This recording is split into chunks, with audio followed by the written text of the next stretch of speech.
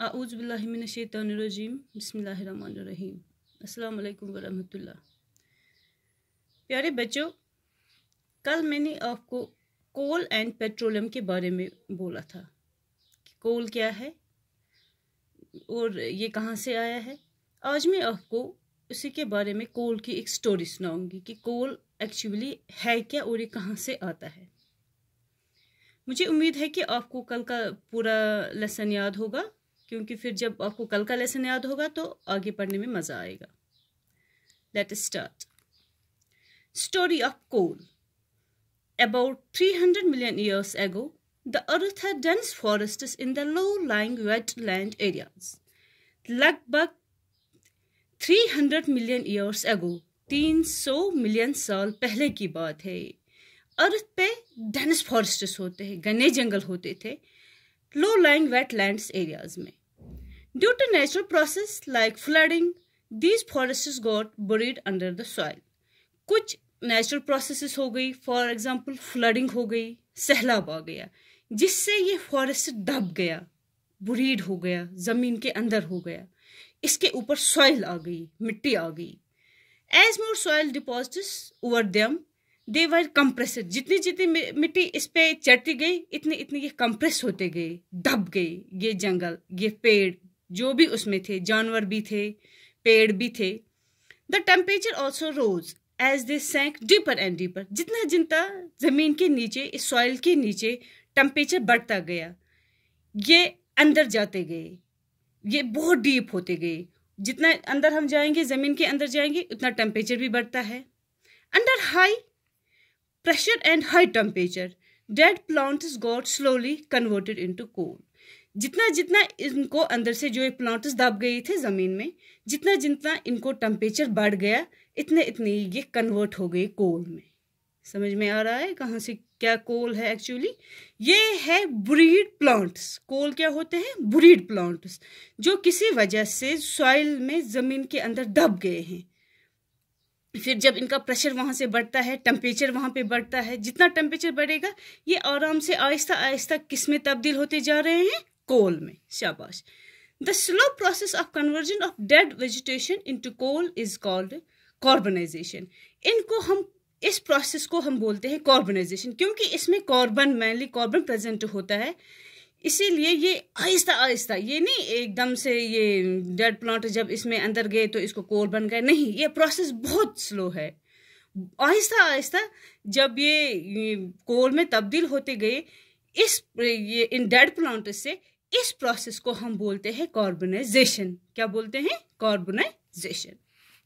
Since it was formed from the remains of vegetation, coal is also called as fossil fuel. क्योंकि ये बना है यही dead plant से, वेजिटेशन से, इस कोल को हम फॉसिल फ्यूल भी बोलते हैं। इसका दूसरा नाम क्या है? Fossil fuel. क्यों इसको फॉसिल फ्यूल बोलते हैं? फॉसिल का फ्यूल आपको पता ही है, ईंधन जो हमें जलाने के काम आता है। फॉसिल क्या होता है? वो सबस्टेंस जो डेड प्लांट से बनता है। इसीलिए इसको, क्योंकि कोल भी डेड प्लांट से ही बना है, इसीलिए इसको नाम पड़ा है, इसको हम और भी बोलते हैं fossil fuel. A coal mine is showed in figure on your book. आप अपने बुक पे देखो, वहां पे एक कोल माइन बनी हुई है जहां से हम ये फिर कोल्स निकालते हैं। इसमें एक बहुत बड़ी लंबी प्रोसेस है, आगे आगे मैं आपको समझाती रहूंगी फिर कैसे निकालते हैं वो सब कुछ आपको आगे जब हम लेसन पढ़ेंगे उसमें समझ में आएगा। आप अपने बुक पे देखना कोल माइन कैसी होती है।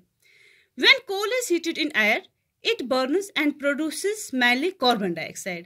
जब हम कोल को हीट करते हैं एयर में, ये बर्न होता है, ये जलता है, एंड इसमें क्या निकलता है? Carbon dioxide, CO2, carbon dioxide. एक कार्बन, दो ऑक्सीजन। जब कोल बर्न होता है किस में? एयर में, ये प्रोड्यूस करता है कार्बन डाइऑक्साइड। शाबाश।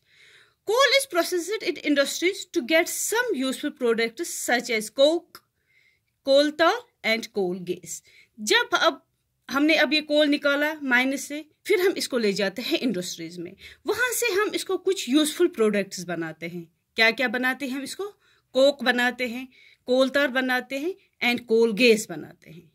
क्या बनाते हैं? कोक, कोल तार एंड कोल गैस। शाबाश। अब हम देखेंगे ये कोक है क्या। It is tough porous and black substance, ये एक ऐसा सबस्टेंस है, एक ऐसा चीज़ है जो बहुत टफ होता है, सख्त होता है। पोर्स इसमें होते हैं, वो छोटे छोटे होल्स होते हैं। एंड कलर क्या होता है इसमें? Black colour. It is almost pure form of carbon. ये क्या है? ये कार्बन से निकला है। समझ में आ रहा है? कहाँ से निकला है? कार्बन से। Coke is used in the manufacture of steel. ये किस में हमें यूज, ये हमें किस चीज को लगता है? स्टील बनाने में। In the extraction of money metals, या हमें इसमें बहुत सारे मेटल्स बनाते हैं। जब हम इसको पहले हम कोल को ले जाते हैं इंडस्ट्रीज में, वहां से इसको कोक निकालते हैं। फिर कोक को एक प्रोसेस होती है जो हमें, फिर जब इसको कुछ सबस्टेंस बनता है वो हमें स्टील बनाने के काम आता है या बहुत सारे मेटल्स बनाने के काम आते हैं। फिर दूसरा है कोल तार। कोल तार क्या है? इट इज ब्लैक, इसका कलर भी ब्लैक होता है। Thick liquid with unpleasant smell, मगर ये थोड़ा लिक्विड जैसे होता, पूरा नहीं, जितना पानी लिक्विड होता है उतना नहीं, थोड़ा सा ये लिक्विड होता है। इट इज, और इसकी स्मेल बहुत गंदी होती है, अनप्लीजेंट स्मेल होती है। It is mixture of about 200 substance. कितने इसमें होते हैं? 200 substance. Products obtained from coal tar are used as starting materials for manufacturing various substances. ये भी हमें बहुत सारे सबस्टेंस के बनाने के काम आता है। फॉर एग्जाम्पल डाइज में काम आता है, जो हम दुपट्टे में डाई देते हैं या किसी कपड़े में डाई देते हैं। ड्रग्स में, ये मेडिसिन में काम आता है। परफ्यूम, जो हम परफ्यूम लगाते हैं उसमें काम आता है। पैंट्स, या जो हम पैंट करते हैं अपने घरों में यूज़ करते हैं, वॉल्स पे, दीवारों पे लगाने के लिए, उसमें काम आता है। फिर हो गया coal gas. What coal gas is? Coal gas is obtaining during the process of coal to get Coke.